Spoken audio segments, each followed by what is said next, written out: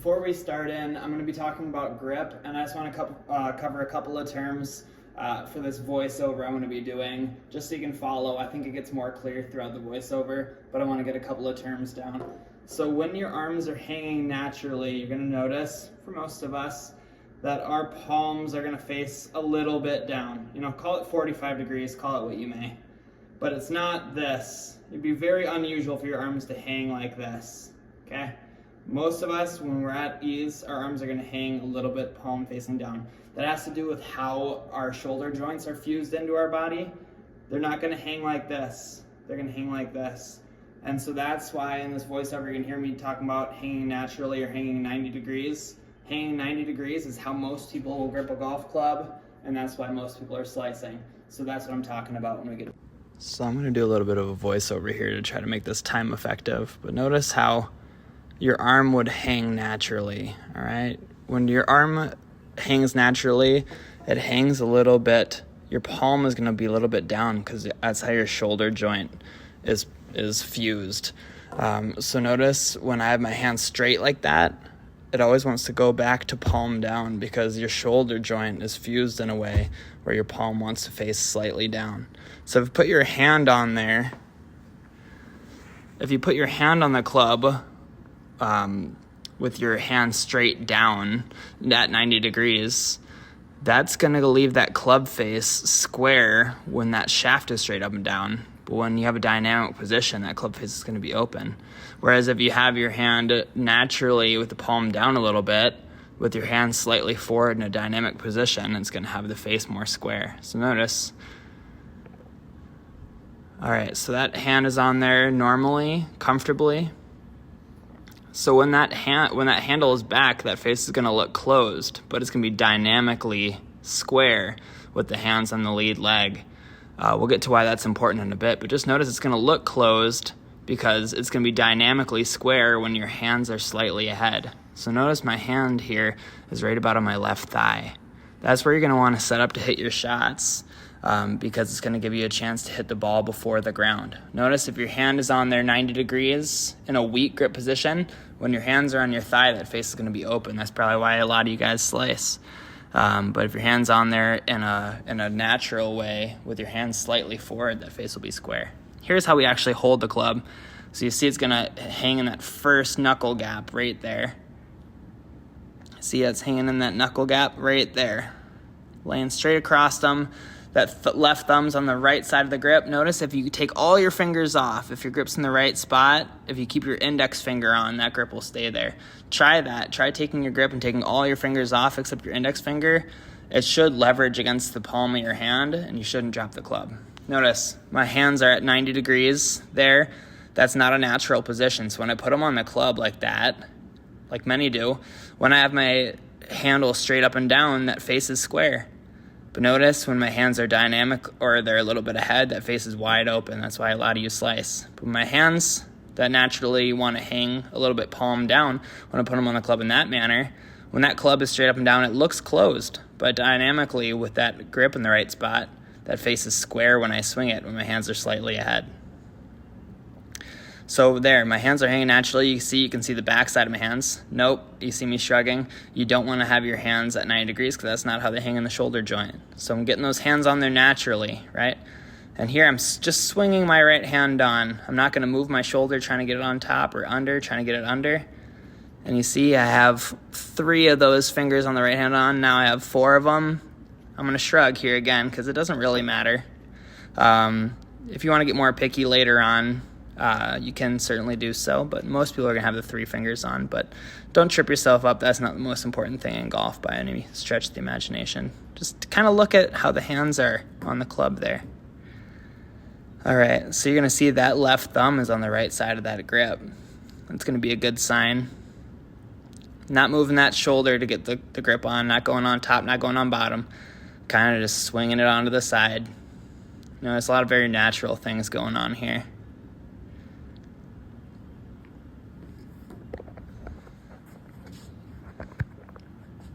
All right, the right hand, you see it also hangs in that same little knuckle gap, that same nook, and that right thumb's going to hang just slightly off the club or on the left side of the club. So I'm just swinging it on, sitting there in the fingers, and the big part of that is just having the left thumb there. So why is it better for us to have our arms hanging naturally like this, so the club is square with our hands slightly in front of the club head? Why is that advantageous versus putting the club down and putting our hands straight on it so that it is square with our hands right on top of it? Well, for the majority of the shots you're going to hit, the ball is on the ground. And we know that we can't hit up on the ball because it's on the ground. If it were on this tee, it wouldn't matter because we could come underneath the ball and pop it up like that.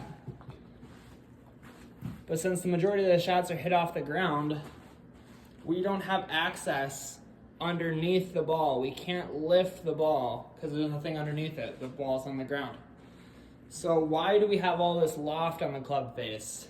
Well, that's because our club is traveling slightly down or level, hitting the ball, and the ball is launching from the loft. So we have our hands slightly in front so that we can discriminate the ball from the ground. We can hit this ball and it still have leftover loft to go into the air. Because we know we can't scoop it up because we can't get under it. But we know that we can sweep it pretty level or a little bit down and have the ball pop up. So all that being said, if you have your hand on here properly, your arms dangling naturally, and you orient your hand on the grip the same way, if this club face is square with my hands forward like this, my hands are somewhere kind of on the inside of my left thigh. If my hands are in line with the ball, that club face is gonna look very shut. This is why most people will set the club down like this and put their hands on it like this. And now that face is perfectly square, but as soon as we have any dynamic motion of the hands forward, that club face is now way open. Okay, so we reconcile that we want our arm hanging naturally on the club, but we can't have our hands back here and still have our wrist be in a neutral. I mean, you could push your hands back like this. That probably doesn't feel very comfortable to you, but if your hands are hanging naturally still like we want them, if you don't have a little bit of shaft lean, that face is going to look closed. That's why we have that handle just slightly forward. All right, so how should we go about taking our grip with the target in mind? Okay, we'll talk about this a little bit more in a second. But our target's somewhere out here. That's where we want the ball to go. So obviously we need that face aimed there somewhat. So first thing we need to do is just get this club sitting relatively flat. Okay, if my hand's the ground, I want this bottom edge here to be sitting relatively flat. There's some nuance to that, but for all intents and purposes, you want that sitting fairly flat. You'll notice that if that heel is up, that handle raises, you're going to be too close to the ball. Okay? If that heel is down and that toe is up, that grip has moved down and away, you're going to be further from the ball. Okay? And every club is a different length. So if you make a purpose of getting that club sitting flat first, it'll tell you where you need to stand if you listen to it. For example, here's a 6-iron and a 5-wood. If I lay this 6-iron so it's sitting pretty flat on the ground there. All right, so the handle's about here. My hands are about here in space per se. So if I do the same thing with this 5-wood, okay, that's sitting pretty flat. My hands are probably here, okay? So if you're not listening to your club and not negotiating with your club, you're just gonna have to guess where to stand. But it's better if you just realize that if you get that club sitting relatively flat on the ground, it's gonna tell you where to inform your stance, okay? So first, get that club face sitting kind of flat on the ground, aimed where you want to go. Now we know we want this grip end a little bit more towards our left thigh. So with that face still where we want it to aim, let's get that grip kind of on the left thigh. Don't just push it open and open the face. Keep that face pointed this way and lean it a little bit, okay? Now just set it in your left fingers, okay? Don't commit to gripping it quite yet. But it's pointed in the right direction. It's sitting on the grip is sitting on the inside of my thigh. All right, from here now we can grip it like I showed you, okay? From here now we were in the right spot, let's commit to it. So we take our left hand grip. Our shoulders are square, our arms hanging naturally. We can swing our right hand on. Okay, from right here, if we're aimed properly, if we just step 1 and step 2 here, we should step off pretty square to our target. And if we're taking similar size steps, that ball should be near the middle of our stance. 1, 2, 2 similar width steps. That's going to keep that ball somewhere underneath our sternum, and where both of our hands are joined, that's where the bottom of our swing arc is going to tend to be, okay?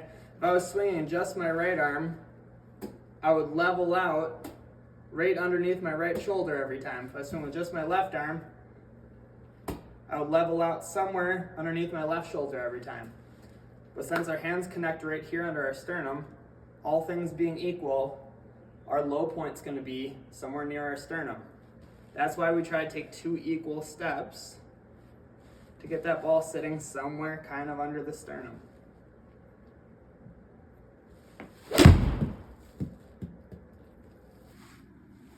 Now that you understand grip, let's talk a little bit about your stance and your posture. The majority of the leg work is done once you realize that this club needs to sit flat on the ground with this bottom edge, okay?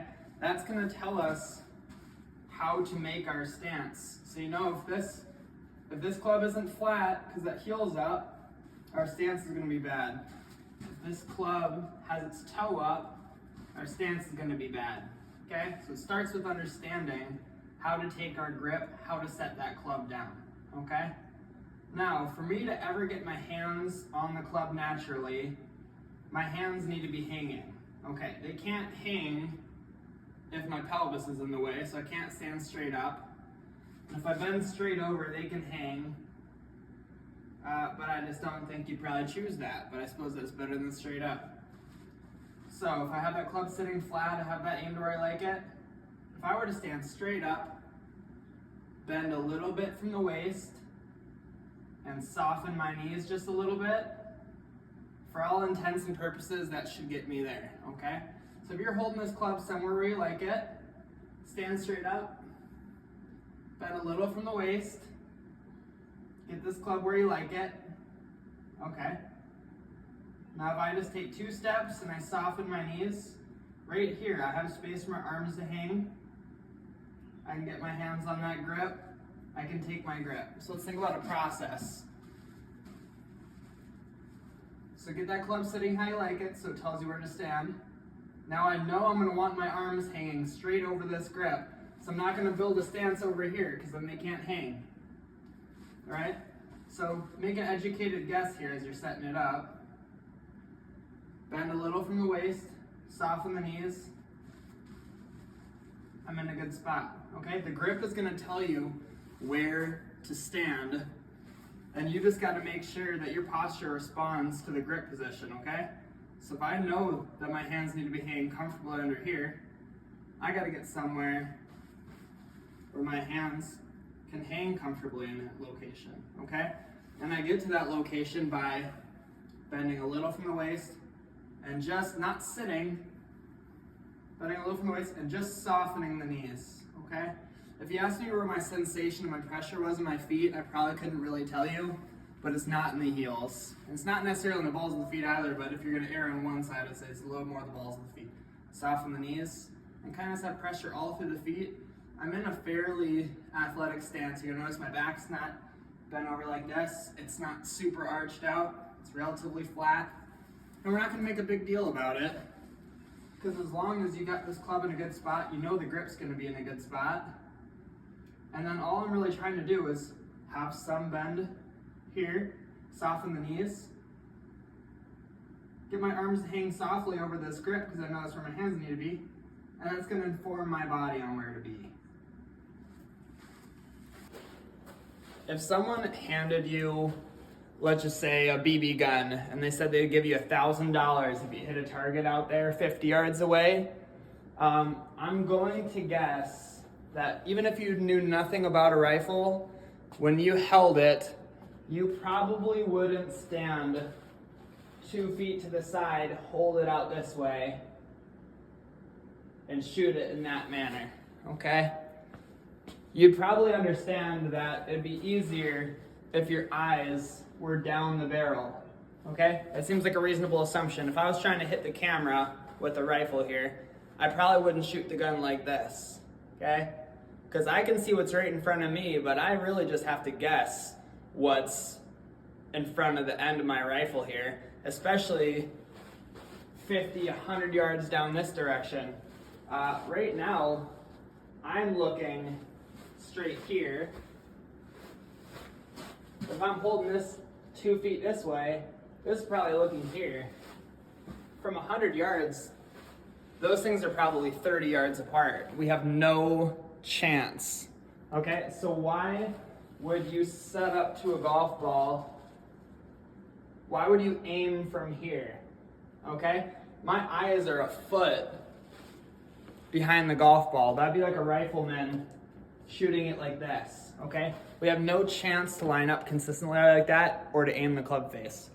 So what I'd choose for you to do instead, say we're trying to go from this ball to this target here.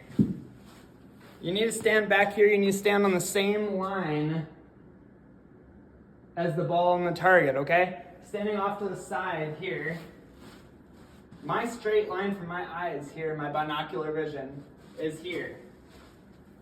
But the ball is here. So we have to do our aiming from behind the golf ball. So what I'm going to do, I know I want to go to that flag. I'm going to draw a line, an imaginary line, all the way from my target where I want that ball to finish, a straight line all the way to my golf ball. I'm going to imagine that there's just a piece of yarn pulled tight all the way from there, okay? Pick something like a foot in front of the ball. On the golf course, these things are everywhere. A piece of mud, piece of grass, something, anything. And pick something that's about a foot in front of your golf ball that's on the line of the target, okay? Once you figure that out, when you get into aiming the club face, like we talked about, aim your club face to that spot that you picked out a foot in front of you, okay? What that's gonna prevent is you getting up to the ball like this and having to guess where straight is. If we picked on a spot, we already know where straight is. And here's the real advantage, what I want you to get from this. So say I pick my spot there, pick a good spot. I get that club sitting flat. That grips a little bit on my lead thigh. I got that face just perfect, that club's just perfect, okay? If I take my grip here, if I just take 2 perfectly perpendicular steps, I know that my body is going to be aimed well according to the target. If I just get in here sideways and just start looking up, what's going to happen for 90% of you is you're going to look over here and see this is where you want to go. And if you're anything human-like, what you're going to do is you're going to look over there and you're reasonably going to set your body up over here. Because when you have binocular vision and you turn your head, if I'm trying to go here, I'm going to align this way, okay? So from the get-go, we've already gotten in here, gotten confused, and aimed to the right. So get back here 10 feet behind the ball, draw a line from the flag to your ball, pick a spot out about a foot in front of your ball, get that club pointed right at it. That grip's in a nice place, that club's sitting flat. Take your grip, get a sensation of your posture here.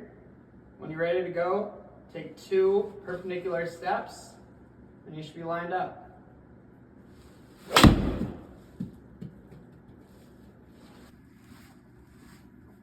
All right, so we've talked about how the club should sit on the ground and how that orients the grip.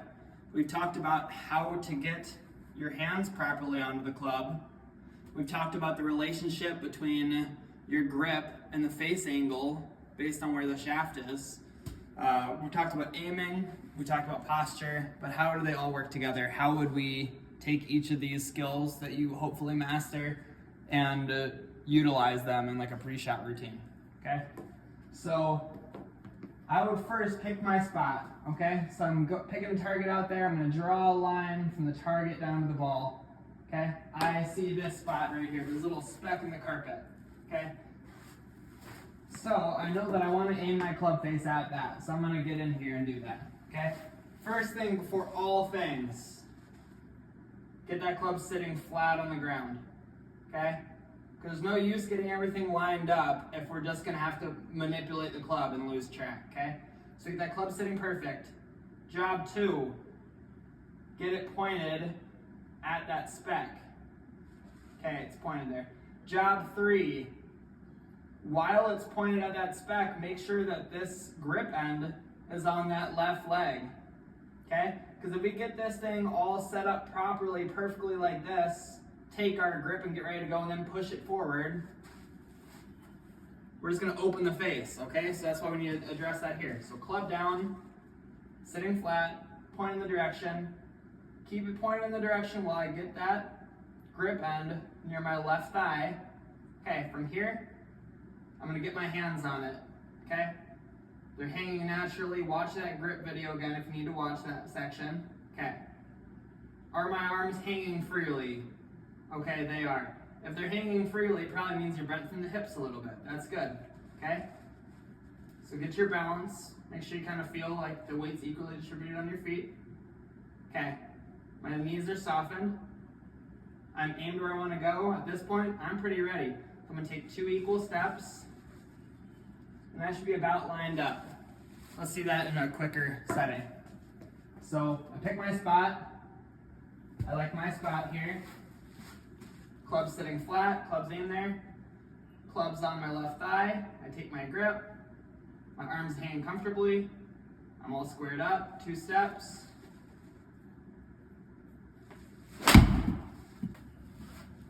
So why do these fundamentals matter so much? It's because until you have these things nailed, you can't work on your swing. There's a million things that could go wrong during your swing, but you can't address any of these things until you have these fundamentals figured out. For example, if you keep hitting shots off to the right, they're slicing off to the right, they're going off to the right. If we get to a lesson and you're aimed, and you're not picking out your spots and you're aimed over here, right? You might have been working on your swing when your fundamentals of aim were just messed up. So now you're chasing your tail because you're seeking to correct things that you could correct with your fundamentals. So when anything is not going right, you need to be coming back to these fundamentals, and if they're perfect, then you need someone to help you work out the details of a swing problem. But if your fundamentals aren't perfect, you better correct those first. Because the first things that they're going to look at, someone who knows what they're doing, is they're going to look at the club face, they're going to look at the club path. But what's worth talking about the club face if you're not even aimed correctly at that point? Okay? So if I see someone who's getting in here, they're in a perfect stance, they have an appropriate grip, they picked out a spot, they're aimed well, and they're still hitting shots off to the right. Okay, I know that I have a base to work from. I know that we're set up properly. I know that something's going wrong during the swing. So if I see someone who's set up nicely, who's hitting shots off to the right, I know at some point this club face is getting open, and at some point during the swing, we need to figure out a way to mitigate that, to correct that. But if we're not returning to our fundamentals, making sure we're properly aligned, it's going to be really hard and probably going to feel like a waste of your time and money when they tell you you're not aimed anywhere near where you're thinking to be aimed. Okay, and it might seem silly for someone to tell you that the fix is that you're not aimed properly, and you probably want more information than that, but that probably is the number one thing to do, until you've corrected that and you're still having an issue. Okay?